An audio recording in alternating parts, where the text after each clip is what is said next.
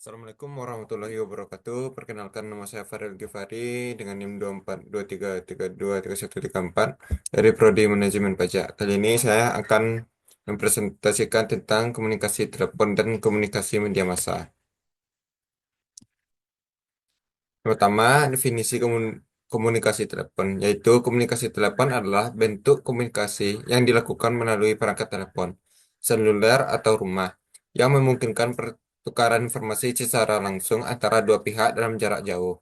Yang kedua, definisi komunikasi media massa, yaitu proses penyampaian informasi kepada khalayak yang luas melalui media seperti televisi, radio, surat kabar, dan internet. Dan masalahnya, sejarah perkembangan yang pertama, sejarah perkembangan itu Alexander Graham Bell sebagai penemu telepon pertama kali pada tahun 1876. Evolusi dari telepon kabel ke telepon seluler dan smartphone. Yang kedua, fungsi utama percakapan langsung jarak jauh, yaitu penggunaan dalam bisnis, pelayanan pelanggan, dan interaksi sosial. Keuntungan yang pertama itu real time dan pribadi, yaitu mudah diakses dan digunakan. Yang kedua, kekurangan terbatas pada suara, tidak visual, dan terpengaruhi oleh kualitas jaringan. Komunikasi media massa, yaitu komunikasi media massa, pertama televisi, yaitu menyampaikan informasi melalui gambar dan suara secara simultan. Yang kedua, radio, yaitu penyiaran audio yang lebih sederhana, sering digunakan untuk berita dan hiburan. Ketiga, surat kabar atau majalah, media cetak untuk menyebarkan berita dan informasi terkini. Yang keempat, internet. Media digital yang semakin berkembang termasuk blog, podcast, dan media sosial.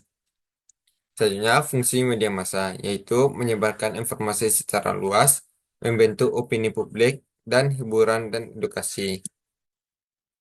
Keuntungan dari media massa yaitu jangkauan yang global, bisa menggabungkan teks, gambar, audio, dan video. Kekurangnya, seringkali tidak interaktif, terutama di media cetak, dan terpengaruh oleh bias dalam pemberitaan.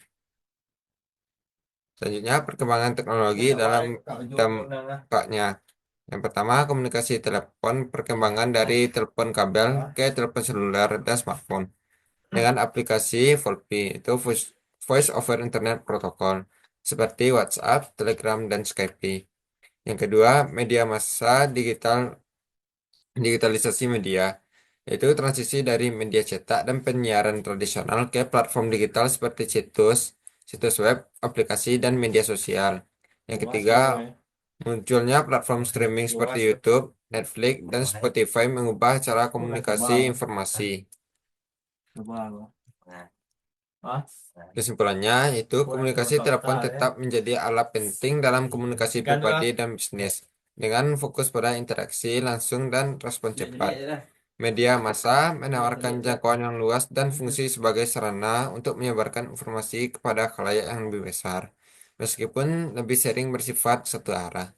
Terakhir, perkembangan teknologi terus mempengaruhi cara kita berkomunikasi dan mengakses informasi, baik melalui telepon maupun media massa. Sekian presentasi saya. Assalamualaikum warahmatullahi wabarakatuh.